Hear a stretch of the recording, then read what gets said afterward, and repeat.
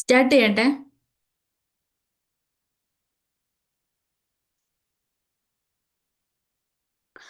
Okay, we can start now. നമ്മൾ discuss ചെയ്യാൻ പോകുന്നത് ഒരു 15 ക്വസ്റ്റ്യൻസ് ആണ്. First question is the brain is wider than the sky.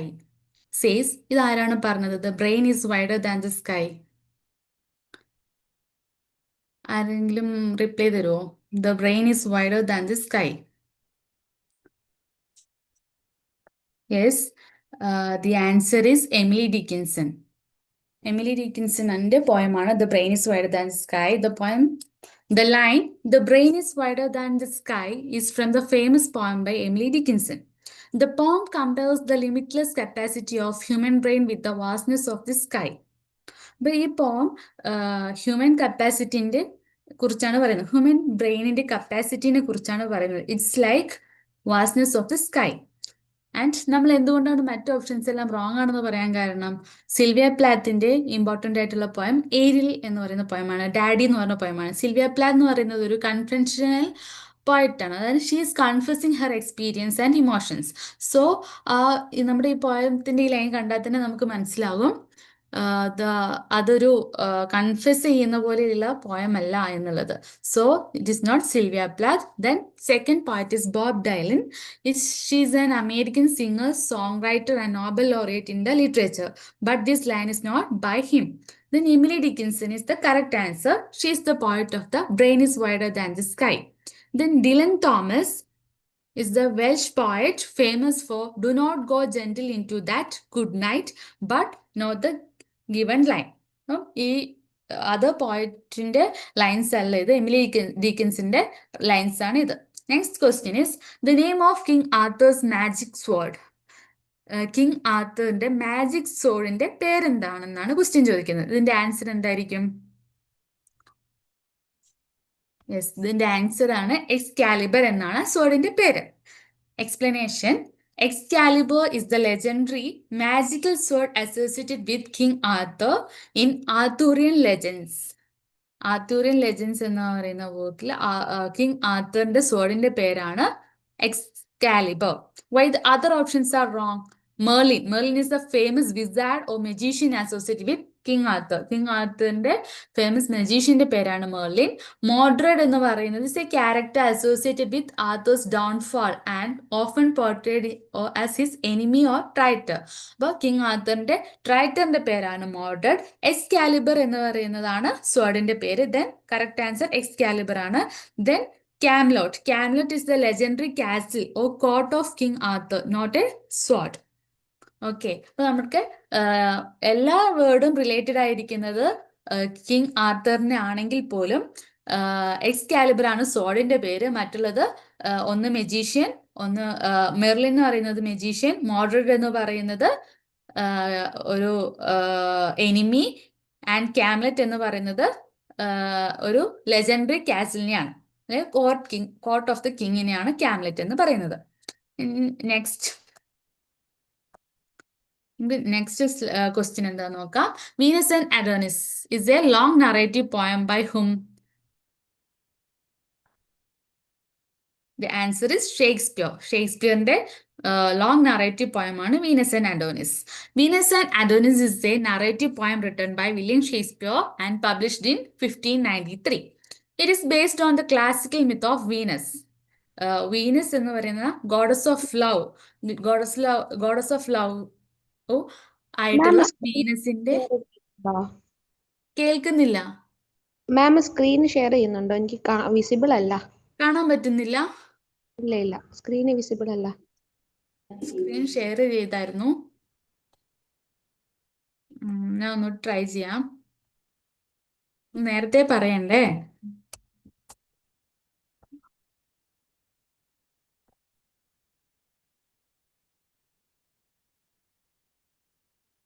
കാണുന്നുണ്ടോ ഇപ്പോ? ഓക്കെ, ഹലോ, ആരെങ്കിലും ഒന്ന് റിപ്ലൈ ചെയ്തേ.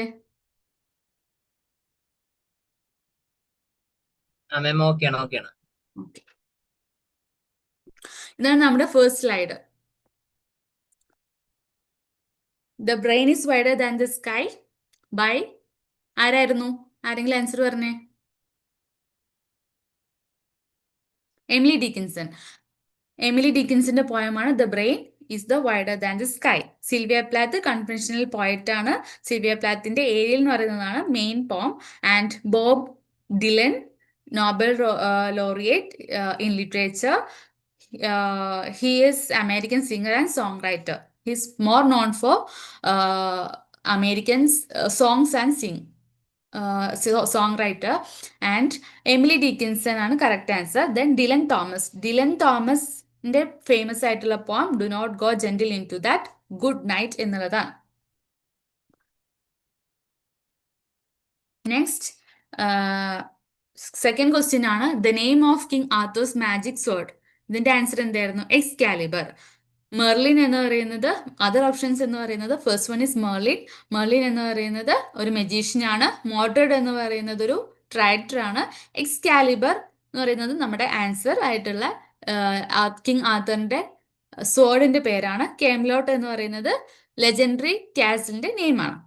Then Venus and Adonis is a long narrative poem by Shakespeare. ഷേക്സ്പിയറിന്റെ ലോങ് നറേറ്റീവ് പോയം ആണ് Venus and Adonis. And it's about the mythical story of Venus.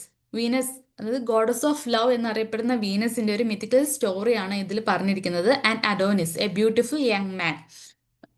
And it is one of Shakespeare's important non-dramatic poems. ഇതൊരു non-dramatic poem അല്ല.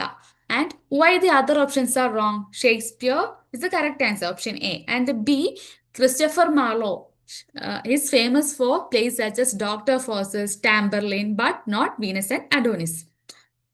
Then Michael Drayton is an English poet known especially for Polyolbion. അപ്പം Michael Drayton അറിയപ്പെടുന്നത് Polyolbion ആണ് his famous പോം.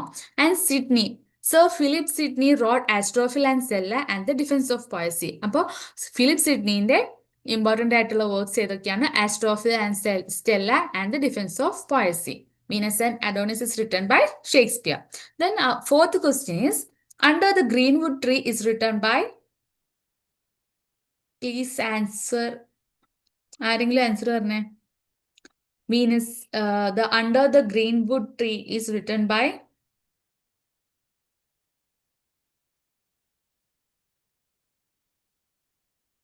The answer is Thomas Hardy.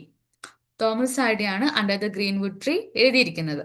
Under the greenwood tree is a novel by Thomas Hardy published in the year 1872. It is one of the Hardy's early novels and set in the fictional rural region of Wessex.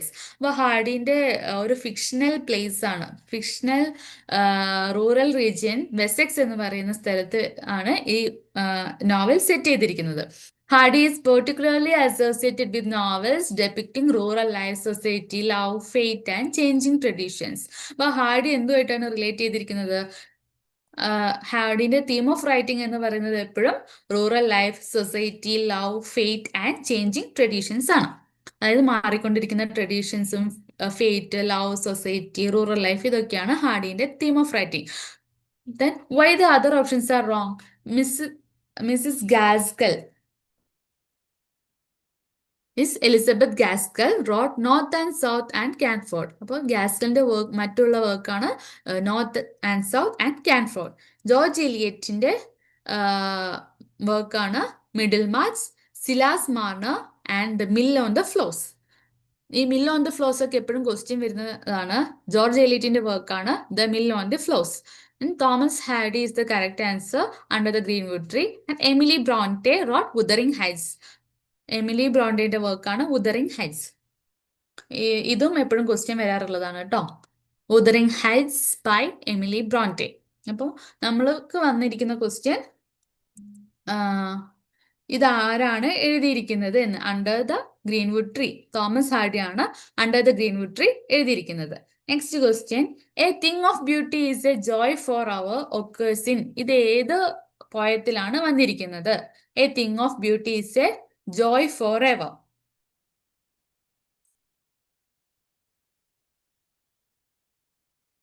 The answer is Endymion. എൻഡിമാനിലാണ് John Keats ഈ line ഒക്കെ reveal ചെയ്തിരിക്കുന്നത്. A thing of beauty is a joy for ever.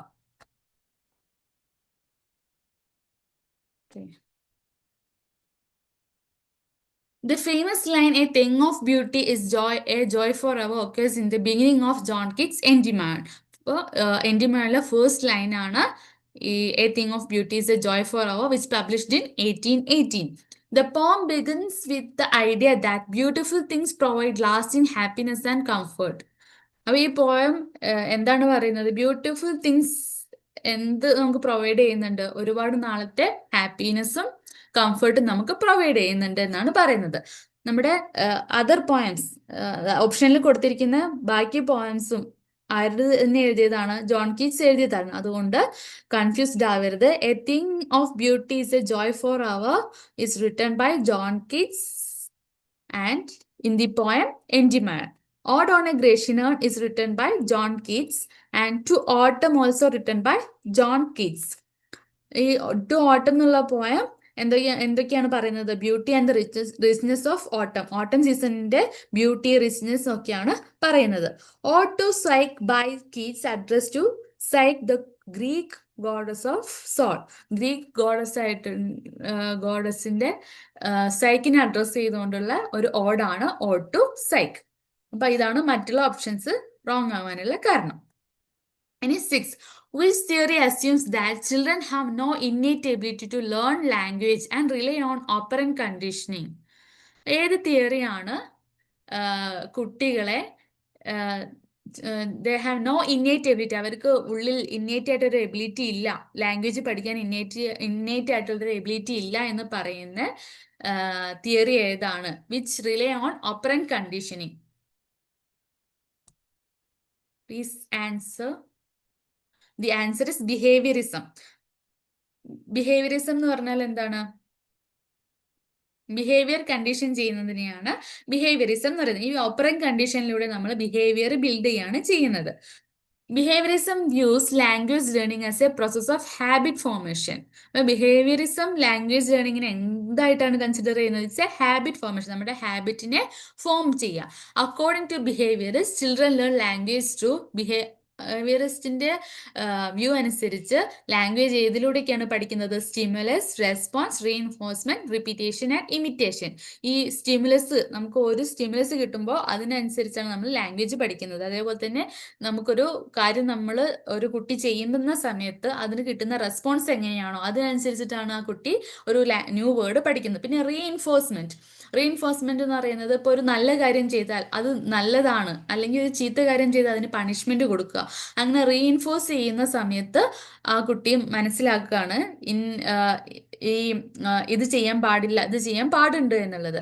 Next repetition, പല കാര്യങ്ങൾ repeat ചെയ്ത് കേൾക്കുന്നത് ഒക്കെ ഇങ്ങനെ കുട്ടി പഠിച്ചു വെക്കും. പല റിപ്പീറ്റ് ആയിട്ട് കാണുന്ന കാര്യങ്ങൾ കുട്ടി പഠിച്ചു വെക്കും.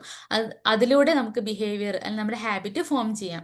ദെൻ ലാസ്റ്റ് ഇമിറ്റേഷൻ, നമ്മുടെ മുതിർന്നവർ അല്ലെങ്കിൽ കുട്ടികൾ കാണുന്ന സൊസൈറ്റിയിൽ കാണുന്നവരെ, അവർ റോൾ മോഡലായിട്ട് കാണുന്നവരെയൊക്കെ അവർ ഇമിറ്റേറ്റ് ചെയ്യും. അപ്പം ഇതിലൂടെയൊക്കെയാണ് ബിഹേവിയറിസ്റ്റുകൾ പറയുന്നത് അവർ ലാംഗ്വേജ് ലേൺ ചെയ്യുന്നത് ഈ പ്രോസസ്സിലൂടെയൊക്കെയാണ് എന്നാണ് ബിഹേവിയറിസ്റ്റ് പറയുന്നത്.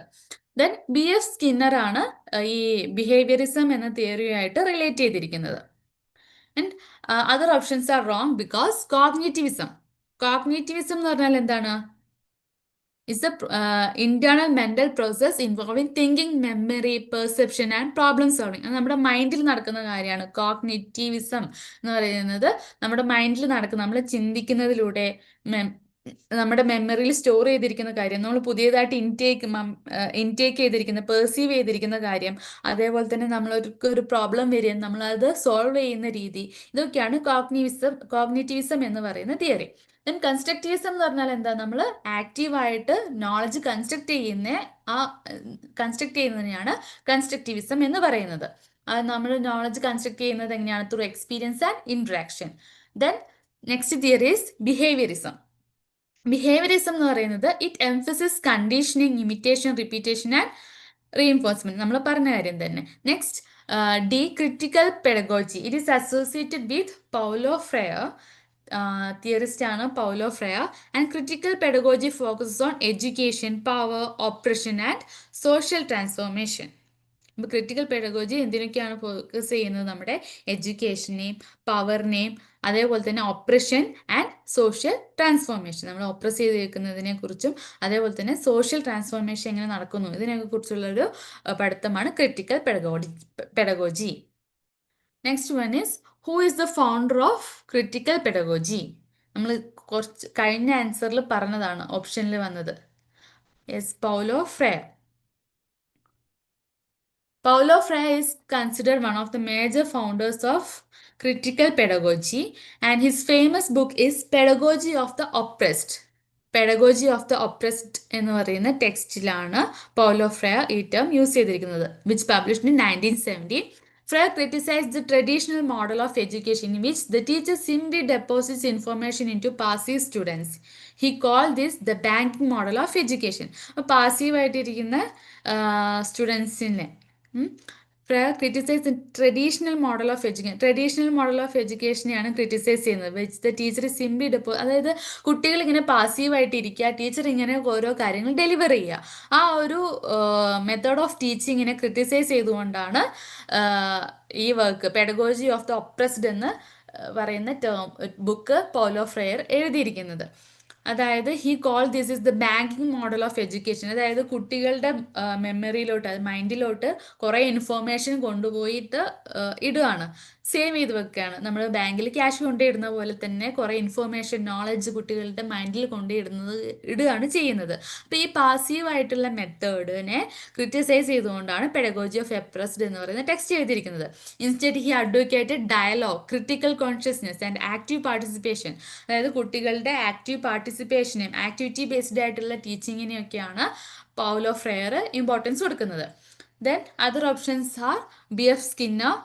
നമ്മൾ ഓൾറെഡി പറഞ്ഞു, he's associated with behaviourism and operant conditioning. Then Ivan Pavlov. Ivan Pavlov is associated with classical conditioning, and Edward Tolman is associated with cognitive behaviorism and latent learning. Next question. In which method do students learn grammatical rules and then apply them by translating sentences? In which method do students learn grammatical rules? എങ്ങനെയാണ് കുട്ടികൾ grammatical rules പഠിക്കുന്നത്? എങ്ങനെയാണ് അവർ അത് translate ചെയ്യുമ്പോൾ അത് use ചെയ്യുന്നത് എങ്ങനെയാണ് എന്നാണ് ക്വസ്റ്റ്യൻ. ഡയറക്റ്റ് മെത്തേഡിലൂടെയാണോ, grammar translation method, audio lingual method, situational method, ഏത് മെത്തേഡിലൂടെയാണ് കുട്ടികൾ ഗ്രാമാറ്റിക്കൽ റൂൾസ് പഠിക്കുന്നത് എന്നാണ് ക്വസ്റ്റ്യൻ. അപ്പോൾ ഇതിൻ്റെ ആൻസർ ഗ്രാമർ ട്രാൻസ്ലേഷൻ മെത്തേഡ് ആണ്. Here, the grammar translation method emphasizes learning grammatical rules. Memorising ഒക്കെ, അത് ഗ്രാമർ ട്രാൻസ്ലേഷൻ മെത്തേഡിലൂടെ നമ്മൾ എന്തൊക്കെയാണ്, ഈ ഗ്രാമർ ട്രാൻസ്ലേഷൻ മെത്തേഡിലൂടെ നമ്മൾ കറക്റ്റ് ഗ്രാമാറ്റിക്കൽ റൂൾസ് മനസ്സിലാക്കുകയാണ്. അതേപോലെ തന്നെ വൊക്കാബുലറി നമ്മൾ മെമ്മറൈസ് ചെയ്യും. ട്രാൻസ്ലേറ്റ് ചെയ്യുന്ന സമയത്ത് ഗ്രാമാറ്റിക്കൽ റൂൾസിന് ഒരു മാറ്റം വരാതെയാണ് ട്രാൻസ്ലേറ്റ് ചെയ്യപ്പെടുന്നത്. Then we are reading and writing the each and every word and sentence. അതായത് ഒരു വേർഡ് ടു വേർഡ് ട്രാൻസ്ലേഷനായിട്ട് നമുക്കിതിനെ കാണാം. കാരണം ഓരോ വേർഡും അതേപോലെ ട്രാൻസ്ലേറ്റ് ചെയ്യുമ്പോഴാണ് നമുക്ക് ആ ഗ്രാമാറ്റിക്കൽ റൂൾ അവിടെ അപ്ലൈ ചെയ്യാൻ വേണ്ടി പറ്റുള്ളൂ. അപ്പോൾ ഈ ഒരു ഗ്രാമർ ട്രാൻസ്ലേഷൻ മെത്തേഡ് എന്ന് പറയുന്ന ഒരു വേർഡ് ബൈ വേർഡ് ട്രാൻസ്ലേഷനാണ്. Then, using the mother tongue, students first learn a grammatical rule and then apply it to translate sentence between the native language and target language. അതായത് ഇപ്പോൾ ഏതൊരാൾ, ഇപ്പോൾ English അറിയുന്ന നമുക്ക് മലയാളം അറിയാം, പക്ഷേ നമുക്ക് ട്രാൻസ്ലേറ്റ് ചെയ്യേണ്ടത് ഇംഗ്ലീഷിൽ നിന്നും ഹിന്ദിയിലോട്ടാണെങ്കിൽ നമ്മൾ ഇംഗ്ലീഷ് വായിച്ചിട്ട് നമ്മുടെ മൈൻഡിൽ നമ്മൾ വായിക്കുന്ന സമയത്ത് നമുക്ക് മലയാളം മീനിങ് ആണ് നമ്മുടെ മൈൻഡിൽ ആദ്യമായിട്ട് വരിക. എന്നിട്ട് ആ ഒരു സെറ്റിൽ നിന്ന് നമ്മൾ ഹിന്ദിയിലേക്ക് ട്രാൻസ്ലേറ്റ് ചെയ്യുകയാണ് ചെയ്യുന്നത്. അതായത് നേറ്റീവ് ലാംഗ്വേജ് എന്ന് പറയുന്നത് നമ്മൾ ഫസ്റ്റ് ലാംഗ്വേജ്, ഏത് ലാംഗ്വേജിൽ നിന്നാണോ ട്രാൻസ്ലേറ്റ് ചെയ്യാൻ പോകുന്നത് അതാണ് native language. And target language എന്ന് പറഞ്ഞാൽ ഏതിലോട്ടാണോ നമ്മൾ ട്രാൻസ്ലേറ്റ് ചെയ്യുന്നത് അതാണ് target language. Other options are wrong because direct method എന്ന് പറയുന്നത് the target language is thought directly without relying heavily on translation or the mother tongue. Direct method എന്ന് പറഞ്ഞാൽ നമ്മൾ നമ്മുടെ മദർ ടങ് ഒന്നും കൺസിഡർ ചെയ്യാതെ ഡയറക്റ്റ് ആയിട്ട് ഈ ഗ്രാമർ ഒന്നും ശ്രദ്ധിക്കാതെ ഡയറക്റ്റ് ആയിട്ട് ഈ നേറ്റീവ് ലാംഗ്വേജിൽ നിന്ന് ടാർഗറ്റ് ലാംഗ്വേജിലോട്ട് ട്രാൻസ്ലേറ്റ് ചെയ്യുന്നതാണ് ഡയറക്റ്റ് മെത്തേഡ് എന്ന് പറയുന്നത്. Then audio lingual method means based on drills, repetition, imitation and habit formation. അത് ഈ റിപ്പീറ്റേഷനും ഇമിറ്റേഷനും ഈ ഒരു ട്രാൻസ്ലേഷനുമായിട്ട് ബന്ധപ്പെട്ടതേ അല്ല ഓഡിയോ ലിംഗ്വൽ മെത്തേഡ് എന്ന് പറയുന്നത്. നമ്മൾ കേൾക്കുന്ന കാര്യം നമ്മൾ എങ്ങനെയാണോ മനസ്സിലാക്കിയത് അത് അതേപോലെ തന്നെ അതായത് നമ്മുടെ ഫ്രെയിം ഓഫ് റെഫറൻസിലുള്ള കാര്യം കൂടി അതിൽ ഉൾപ്പെടും. അതാണ് ഓഡിയോ ലിംഗ്വൽ മെത്തേഡിന്റെ പ്രത്യേകത. ദെൻ സിറ്റുവേഷണൽ മെത്തേഡ് എന്ന് പറഞ്ഞാൽ language is thought through meaning situation and context. അതായത് ലാംഗ്വേജ് എന്തിലൂടെ പഠിക്കുകയാണ്? ഓരോ സിറ്റുവേഷൻ, ഓരോ കോണ്ടെക്സ്റ്റ് കൊടുത്തിട്ട് ആ കോണ്ടെക്സ്റ്റിൽ ഇന്ന വേർഡ്സ് ഒക്കെ വരും, ഇന്ന വൊക്കാബുലറി ഒക്കെ നമുക്ക് ഇപ്പോൾ ഒരു കോർട്ടിൽ പോയാലേ നമുക്ക് ആ കോർട്ടിൽ യൂസ് ചെയ്യുന്ന ടേംസ് ഒക്കെ പഠിക്കാൻ വേണ്ടി പറ്റുള്ളൂ. അപ്പോൾ അങ്ങനെ ഒരു സിറ്റുവേഷൻ കൊടുത്തിട്ട് അല്ലെങ്കിൽ ഒരു കോണ്ടെക്സ്റ്റ് കൊടുത്തിട്ട് അതിൽ അപ്പോൾ യൂസ് ചെയ്യുന്ന കുറേ ടേംസ്, വൊക്കാബുലറി ഒക്കെ നമ്മൾ പഠിക്കും. അതിനെയാണ് സിറ്റുവേഷണൽ മെത്തേഡ് എന്ന് പറയുന്നത്. Next question, which term refers to the idiosyncrasies of an individual speaker? ഏത് ടേമാണ് ഇഡിയോസിൻക്രസീസ് ഓഫ് ഇൻഡിവിജ്വൽ സ്പീക്കർ എന്ന് നമ്മൾ ഡിനോട്ട് ചെയ്യുന്നത്? The answer is idiolect. അതായത് ഇഡിയോസിൻക്രസി, ഇഡിയോലെക്ട് അങ്ങനെ ഓർത്ത് വെച്ചാൽ മതി. Explanation, an idiolect is the unique variety of language used by an individual person. It includes an individual's vocabulary, pronunciation, grammar, speech patterns, favourite expressions etcetera. അതായത് ഓരോ വ്യക്തിയുടെയും vocabulary, ഒരാളുടെ vocabulary, ഒരു ആളുടെ വൊക്കാബുലറി എന്താണ്, അവരുടെ പ്രൊനൗൺസിയേഷൻ എന്താണ്, ഓരോരുത്തർക്കും ഓരോ ഇൻഡിവിജ്വലിനും വ്യത്യാസമായിരിക്കും. കാരണം ഓരോ ഇൻഡിവിജ്വലും വളർന്നു വരുന്ന രീതി, ഓരോ ഇൻഡിവിജ്വലിൻ്റെ നോളജ് ഇതൊക്കെ അനുസരിച്ചിട്ടായിരിക്കും അവരുടെ വൊക്കാബുലറി. അതേപോലെ തന്നെ അവരുടെ പ്രൊനൗൺസിയേഷനും ഡിഫറെൻ്റ് ആയിരിക്കും. അങ്ങനെ ഓരോ വ്യക്തിയുടെയും ലാംഗ്വേജിൻ്റെ പ്രത്യേകതയാണ് ഇഡിയോലെക്ട്. ദെൻ ഡയഗ്ലോസിയ എന്ന് പറഞ്ഞാൽ situation where two varieties of language have different social functions. അതായത് രണ്ട് വെറൈറ്റി ഓഫ് സിറ്റുവേഷനിലുള്ള ലാംഗ്വേജിനും രണ്ട് ഫങ്ഷൻസ് ഉണ്ട് എന്ന് പറയുന്നതാണ് ഡയഗ്ലോസിയ. ആൻഡ് സോഷ്യോലെക്ട് എന്ന് പറയുന്നത് A language variety associated with a particular social group. ഒരു സോഷ്യൽ ഗ്രൂപ്പ് യൂസ് ചെയ്യുന്ന ഡയലക്റ്റിനെയാണ് സോഷ്യോലെക്ട് എന്ന് പറയുന്നത്. Then dialect is A regional social variety of A language. ഒരു റീജിയനിലുള്ള പെർട്ടിക്കുലർ സ്ലാങ് ഡിഫറൻസ് ഒക്കെ വരുന്നതിനെയാണ് ഡയലക്ട് എന്ന് പറയുന്നത്. Next question, S Hornby, Harold Palmer and Michael West are associated with what? ഇവരൊക്കെ S Hornby, Harold Palmer and Michael West are associated with? Option B is the answer, the oral approach and situational language teaching. Then the approach gives, അതായത് the oral approach of situational language teaching is give importance to spoken language, situations, vocabulary selection, graded language teaching and structural patterns. It became particularly influential in British language teaching. അപ്പോൾ ഈ ഒരു method, ഈ ഒരു language teaching method use ചെയ്യുന്നത് British language ടീച്ചിങ്ങിലാണ്. അതായത് സ്പീക്കിങ്ങിനാണ് ഇവിടെ importance കൊടുക്കുന്നത്. Okay, ഇവിടെ റൈറ്റിങ്ങിനല്ല ഇമ്പോർട്ടൻസ് കൊടുക്കുന്നത്. LSRWയിൽ സ്പീച്ചിനാണ് ഇവിടെ ഇമ്പോർട്ടൻസ് കൊടുക്കുന്നത്. Oral approach of situational language teaching, അതായത് ഓരോ സിറ്റുവേഷൻ കൊടുക്കുക എന്നിട്ട് അതിനെക്കുറിച്ച് സംസാരിപ്പിച്ച് ലാംഗ്വേജ് ടീച്ച് ചെയ്യുന്ന മെത്തേഡാണ് oral approach situational language teaching. It is important figures are A.S. Hornby, Harold Palmer and Michael West. And other options are the second language teaching. Second language teaching എന്ന് പറഞ്ഞാൽ എന്താ? നമ്മളിപ്പോൾ മലയാളം ആണ് നമ്മുടെ മദർ ടങ്, നമ്മൾ വേറൊരു സെക്കൻഡ് ലാംഗ്വേജ് പഠിക്കുകയാണ്. നമ്മൾ സ്കൂളുകളിലെല്ലാം നമ്മൾ സെക്കൻഡ് ലാംഗ്വേജ് ആയിട്ട് ഓരോ ലാംഗ്വേജ് സെലക്ട് ചെയ്യാറുണ്ട്. അങ്ങനെ സെക്കൻഡ് ലാംഗ്വേജ് പഠിക്കുന്നതിനാണ് സെക്കൻഡ് ലാംഗ്വേജ് ടീച്ചിങ് എന്ന് പറയുന്നത്. ഗ്രാമർ ട്രാൻസ്ലേഷൻ മെത്തേഡ് നമ്മൾ നേരത്തെ പറഞ്ഞു, വേർഡ് ബൈ വേർഡ് ട്രാൻസ്ലേഷൻ, അത് ഗ്രാമാറ്റിക്കലി മാറ്റങ്ങളൊന്നും ഇല്ലാതെ ലാംഗ്വേജിൻ്റെ ആ ഒരു തനിമ സ്റ്റാൻഡേർഡ് നിലനിർത്തിക്കൊണ്ട് ട്രാൻസ്ലേറ്റ് ചെയ്യുന്നതാണ് grammar translation method. Audio visual method നമ്മൾ പറഞ്ഞു, uses visual and auditory materials extensively and belongs to a different methodological tradition. അത് നമ്മൾ കേട്ടും കണ്ടും ഒക്കെ നമ്മുടെ ലാംഗ്വേജിനെ പഠിക്കുകയാണ് ചെയ്യുന്നത്. Next, competence and performance are associated with. കോമ്പീറ്റൻസും പെർഫോമൻസ് എന്ന് പറഞ്ഞ രണ്ട് ടേം ആരുമായിട്ടാണ് റിലേറ്റ് ചെയ്തിരിക്കുന്നത്?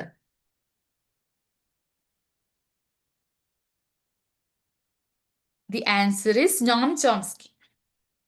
Noam Chomsky introduced the distinction between competence and the speaker underlying knowledge of the rules of language. അത് ലാംഗ്വേജിന്റെ റൂൾസിനെ കുറിച്ച് സ്പീക്കർ മനസ്സിലാക്കുക, അതിനാണ് കോമ്പിറ്റൻസ് എന്ന് പറയുന്നത്. Performance the actual use of language in real സിറ്റുവേഷനിൽ നമ്മൾ actual use of language use ചെയ്യുക. Actual use of language is called performance. അത് പെർഫോം ചെയ്യുക, ലാംഗ്വേജ് നമ്മൾ സംസാരിക്കുക, അതിനാണ് പെർഫോമൻസ് എന്ന് പറയുന്നത്. ഇതേപോലെ സിമിലർ ആയിട്ടുള്ള വേറൊരു തിയറിസ്റ്റും കൂടി ഉണ്ടല്ലോ. ആരാണത്? കോമ്പിറ്റൻസും പെർഫോമൻസിനും സിമിലർ ആയിട്ടുള്ള രണ്ട് ടേം യൂസ് ചെയ്യുന്നത്. സ്വിസ് ലിംഗ്വിസ്റ്റ് ആയിട്ടുള്ള ഫെർഡിനൻഡ് സെഷ്വറിന്റെ രണ്ട് ടേം ഉണ്ട്, ലാങ് ആൻഡ് പാരോൾ. ഇതിന്റെ കോമ്പിറ്റൻസിനും പെർഫോമൻസിനും സിമിലർ ആയിട്ടുള്ള രണ്ട് ടേമാണ് ലാങ് ആൻഡ് പാരോൾ. ലാങ് എന്ന് പറയുന്നത് ലാംഗ്വേജ്, പാരൽ എന്ന് പറയാൻ the actual use of language. അതേപോലെ തന്നെ നോം ചോംസ്കി അതിനെ യൂസ് ചെയ്ത ടേംസ് ആണ് competence the speaker underlying knowledge the rules of language and performance the actual use of language. For example, a person may know the grammatical rules perfectly. അതായത് ഒരു ആൾക്ക് ഒരു ലാംഗ്വേജിന്റെ grammatical rules നന്നായിട്ട് അറിയാം, അത് കോമ്പിറ്റൻസ്. ഇനി എങ്ങനെ അയാൾ സംസാരിക്കുന്നു എന്നുള്ളത് performance. Another options are Leonard Bloomfield, a major figure in American structuralism and behaviorist linguistics, and Zelig Harris. He is associated with distributional analysis and structural linguistics, and Cliff Goddard. He is known particularly for work in the natural semantic meta-language. Natural semantic meta-language ആയിട്ടാണ് cliff Goddard relate ചെയ്തിരിക്കുന്നത്. Next question is, the process of shifting from one language or dialect to another depending on social context is called. അതായത് ഒരു ലാംഗ്വേജിൽ നിന്നും മറ്റൊരു depending ആയിട്ടുള്ള മറ്റൊരു ലാംഗ്വേജിലോട്ട് അല്ലെ സോഷ്യൽ കോണ്ടെക്സ്റ്റിലോട്ട് ഷിഫ്റ്റ് ചെയ്യുന്നതിൻ്റെ പേരെന്താണ്? The process of shifting from one language or dialect to another social context is called. ഒരു ലാംഗ്വേജിൽ നിന്ന് അല്ലെങ്കിൽ ഒരു ഡയലക്റ്റിൽ നിന്ന് നമ്മൾ ഷിഫ്റ്റ് ചെയ്യണം മറ്റൊരു സോഷ്യൽ കോണ്ടെക്സ്റ്റിലോട്ട്, അതിനെന്താണ് പറയാം? The answer is code switching. Code switching is the practice of moving from one language അല്ലെങ്കിൽ ഡയലക്റ്റ്, ഒരു ലാംഗ്വേജിൽ നിന്ന് അല്ലെങ്കിൽ ഡയലക്റ്റിൽ നിന്ന് നമ്മൾ മറ്റൊരു കോണ്ടെക്സ്റ്റിലോട്ട് ഷിഫ്റ്റ് ചെയ്യുകയാണ് ചെയ്യുന്നത്. Then situation or conversational partner. Example, a bilingual speaker may speak Malayalam with family but shift to English while discussing an academic topic. അതായത് ഒരു രണ്ട് ഭാഷ അറിയാവുന്ന വ്യക്തി, അതായത് ബൈലിംഗ്വൽ സ്പീക്കർ എന്ന് പറയുന്നത്, രണ്ട് ഭാഷ അറിയാവുന്ന വ്യക്തി, ഒരാൾ വീട്ടിൽ മലയാളം സംസാരിക്കും, പുറത്തു പോയാൽ അല്ലെങ്കിൽ അക്കാദമിക് ആയിട്ടുള്ള കാര്യങ്ങളിൽ ഇംഗ്ലീഷ് സംസാരിക്കും. ദെൻ അതർ ഓപ്ഷൻസ് ആണ് code switching is the correct first one. Then bilingualism simply means the ability to practice of using two languages. Bilingualism എന്ന് പറഞ്ഞാൽ നമുക്ക് രണ്ട് ലാംഗ്വേജ് ഒരേപോലെ യൂസ് ചെയ്യാൻ പറ്റുന്ന എബിലിറ്റിനെയാണ് ബൈലിംഗ്വലിസം എന്ന് പറയുന്നത്. Then conversion in linguistics. Conversion general refers to changing a word's grammatical category without changing its form. അതായത് അതിൻ്റെ ഫോം മാറ്റാതെ ഗ്രാമാറ്റിക്കലി വേർഡിനെ കറക്റ്റ് ആക്കുന്നതിനെയാണ് കൺവേർഷൻ ഇൻ ലിംഗ്വിസ്റ്റിക്സ് എന്ന് പറയുന്നത്. Example, email is the noun, അത് നമ്മൾ വേർബായിട്ടും കൺസിഡർ ചെയ്യും, അതിനെയാണ് കൺവേർഷൻ ഇൻ ലിംഗ്വിസ്റ്റിക്സ് എന്ന് പറയുന്നത്. ദെൻ ട്രാൻസ്ലേഷൻ എന്ന് പറയുന്നത് എന്താ? ഒരു ലാംഗ്വേജിൽ നിന്നും മറ്റൊരു ലാംഗ്വേജിലോട്ട് നമ്മൾ നമ്മുടെ ടെക്സ്റ്റിനെ മാറ്റുന്നതിനെയാണ് ട്രാൻസ്ലേഷൻ എന്ന് പറയുന്നത്. Then the influence of a learner's first language on the production of the language being learned is called. അതായത് ഫസ്റ്റ് ലാംഗ്വേജ് പഠിക്കുന്നതിനെ, ആ ഒരു പ്രോസസ്സിനെ എന്താണ് പറയുന്നത് എന്നാണ് ഉദ്ദേശിക്കുന്നത്. The answer is L1 indeference. L1 എന്ന് പറയുന്നത് എന്താണ്? നമ്മുടെ first language or mother tongue. When the learner's first language influences the learning or production of the second language, it is called L1 interference or L1 transfer. അതായത് നമ്മൾ ഒരു language പഠിക്കുന്ന സമയത്ത് നമ്മുടെ മദർ ടങ് നമ്മുടെ ഇൻ്റർഫിയർ ചെയ്യണം, നമ്മുടെ ഒരു ഹിൻഡറായിട്ട്, ഒരു തടസ്സമായിട്ട് വരികയാണ് പഠിക്കുന്നതിൽ. ഇപ്പം നമ്മളിപ്പോൾ ഇംഗ്ലീഷ് പഠിക്കുകയാണെങ്കിൽ തന്നെ നമ്മൾ സബ്ജക്റ്റ്, വേർബ്, എഗ്രിമെൻറ്റ്, നമ്മുടെ സബ്ജക്ട് വേർബ് എഗ്രിമെന്റിൽ നമ്മൾ മലയാളത്തിലാണെങ്കിൽ SOV പാറ്റേൺ ആണ് വരുന്നത്. സബ്ജക്റ്റ് ഒബ്ജക്റ്റ് വേർബ് ആണ് മലയാളത്തിൽ വരുന്നതെങ്കിൽ അത് ഇംഗ്ലീഷിലാവുമ്പോൾ എങ്ങനെയാണ് വരിക? SVO pattern, subject verb object. അപ്പം ഇങ്ങനത്തെ ഈ വേർബ് വരുന്ന സമയം, ഈ എഗ്രിമെന്റ് വരുന്ന സമയത്ത് നമ്മൾ മലയാളം ഓർത്തിട്ട് നമ്മൾ ഇംഗ്ലീഷിലോട്ട് ട്രാൻസ്ലേറ്റ് ചെയ്യുമ്പം ഈ ഒരു മിസ്റ്റേക്ക് എപ്പോഴും പറ്റാറുണ്ട്. അപ്പോൾ ഈ ഒരു ഇന്റർഫിയറൻസിനെയാണ് നമ്മൾ L1 ഇന്റർഫിയറൻസ് എന്ന് പറയുന്നത്. A Malayalam speaker may produce an English sentence using a grammatical pattern influenced by Malayalam. ഞാൻ പറഞ്ഞ എക്സാമ്പിൾ തന്നെയാണ് SVO പാറ്റേണും SOV പാറ്റേണുമായിട്ട് നമ്മളിങ്ങനെ കൺഫ്യൂസ്ഡ് ആവും. ആ ഒരു ഇന്റർഫിയറൻസിനെയാണ് L1 ഇന്റർഫിയറൻസ് എന്ന് പറയുന്നത്. Other options are L1 interference is the correct, and the second chord mixing using elements from two languages within the same utterance or sentence. അതായത് രണ്ട് ലാംഗ്വേജിൽ ഉള്ള ഒരു എലമെന്റ് അതിന്റെ അട്രൻസ് സെയിം ആയിരിക്കും. അതായത് ഒരു ഭാഷയിൽ തന്നെ രണ്ട് വേർഡ് നമ്മൾ വേറൊരു ഭാഷയിലോട്ട് എടുത്തുമ്പോൾ അതിന്റെ അട്ടറൻസ്, അതായത് അതിന്റെ പ്രൊനൗൺസിയേഷൻ എന്ന് പറയുന്നത് സെയിം ആയിട്ട് വരുമ്പോൾ ഉണ്ടാവുന്നതാണ് കോഡ് മിക്സിംഗ് എന്ന് പറയുന്നത്. അതായത് നമ്മൾ പറയുമ്പോൾ സിമിലർ ആയിട്ട് നമുക്ക് ഫീൽ ചെയ്യും. ഒരു വേർഡ് ഇപ്പോൾ മലയാളത്തിലുള്ളൊരു വേർഡ് നമ്മുടെ ഇംഗ്ലീഷിൽ പറയുമ്പോൾ സെയിം ആയിട്ട് ഫീൽ ചെയ്യുന്നതിനാണ് കോഡ് മിക്സിംഗ് എന്ന് പറയുന്നത്. ഇനി കോഡ് എക്സ്ചേഞ്ച് എന്ന് പറയുന്നത് not the standard term for first language influence. അതൊരു ഫസ്റ്റ് ലാംഗ്വേജിന്റെ ഇൻഫ്ലുവൻസോടി വരുന്നതാണ് code exchange. And L2 interference എന്ന് പറയുന്നത് the question specifically refers to the first language influencing the language being learned. So L1 interference is the correct. Next question is evaluation of the efficacy of the program or course as its conclusion is called. അതായത് നമ്മുടെ ഒരു course ചെയ്യാണ് നമ്മൾ, ആ കോഴ്സിന്റെ എൻഡിൽ നമ്മൾ നടത്തുന്ന ടെസ്റ്റിന്റെ പേരെന്താണ്, ഇവാലുവേഷന്റെ പേരെന്താണെന്നാണ് ചോദിച്ചത്. Formative evaluation, summative evaluation, continuation and comprehensive evaluation or external evaluation. Which type of evaluation is called that be conducted at the end of a program or course? The answer is summative. Sum അതായത് at the end എന്നാണ് ഓർത്ത് വെച്ചാൽ മതി. Sum at the end അതായത് അവസാനം നടത്തുന്ന exam ആണ് summative evaluation. Summative evaluation is conducted at the end of a course, program or instructional period. Its purpose is to determine the overall effectiveness or achievement. അതായത് നമ്മുടെ ആ ഒരു course conduct ചെയ്തതിൻ്റെ overall achievement, അതിൻ്റെ effectiveness determine ചെയ്യാൻ വേണ്ടി നടത്തുന്ന ഒരു ഇവാലുവേഷൻ ടെസ്റ്റാണ് summative evaluation. For example A final examination at the end of A semester, ഒരു സെമസ്റ്ററിൽ നടത്തുന്ന സെമസ്റ്റർ എക്സാം അതിനൊരു എക്സാമ്പിൾ ആണ്. ദെൻ ഫോർമേറ്റീവ് ഇവാലുവേഷൻ എന്ന് പറയുന്നത് എന്താണ്? ഡ്യൂറിങ് ഒരു ലേണിംഗ് പ്രോസസ്സിന്റെ ഇൻ ബിറ്റ്വീൻ, ഒരു ലേണിംഗ് പ്രോസസ്സിന്റെ നടുവിലായിട്ട്, അതിപ്പോൾ ക്ലാസ് എടുക്കുന്നതിൻ്റെ ഇടയിൽ ക്വസ്റ്റ്യൻ ചോദിക്കുന്നത് ഒരു ഫോർമേറ്റീവ് ഇവാലുവേഷൻ ആയിട്ട് നമുക്ക് കൺസിഡർ ചെയ്യാം. അതായത് ആ സമയത്ത് കുട്ടികൾക്ക് മനസ്സിലാവുന്നുണ്ടോ, കുട്ടികൾ പഠിക്കുന്നുണ്ടോ എന്ന് മനസ്സിലാക്കുന്നതാണ് formative evaluation.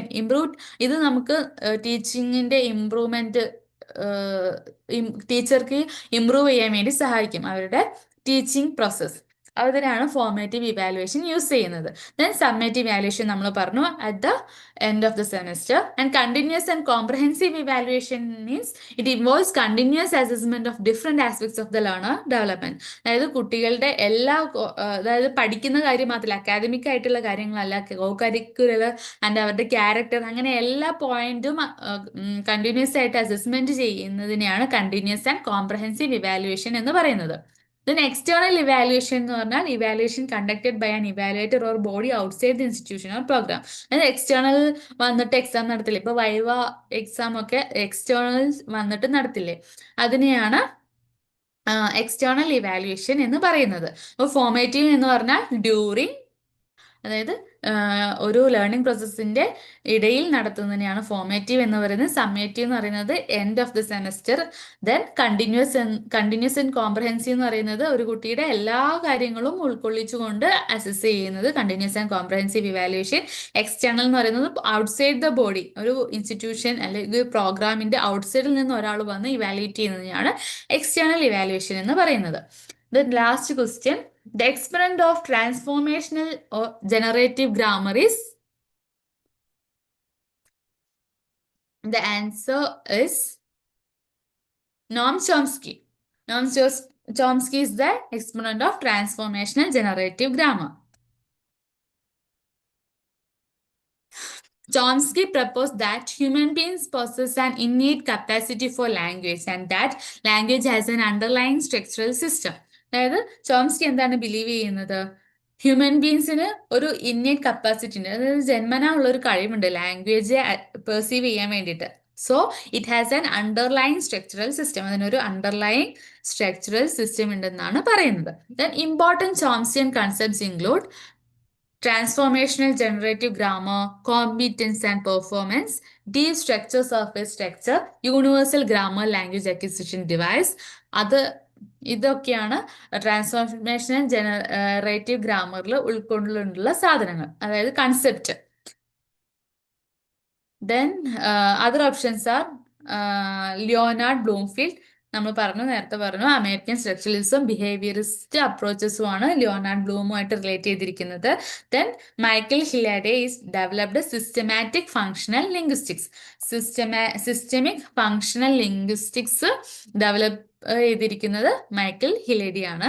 Then George Trier known for the theory of semantic fields, semantic fields എന്ന് പറയുന്ന തിയറിയായിട്ട് റിലേറ്റ് ചെയ്തിരിക്കുന്നത് ജോർജ് ട്രയർ ആണ്. അപ്പൊ ഇത്രയേ ഉള്ളൂ നമ്മുടെ ഇന്നത്തെ സെഷൻ. ഓക്കെ, ഇനി എന്തെങ്കിലും ഡൗട്ട് ഉണ്ടോ? ലിയാന, ഊർമിള, നിങ്ങൾക്ക് ആർക്കെങ്കിലും എന്തെങ്കിലും ഡൗട്ട് ഉണ്ടോ?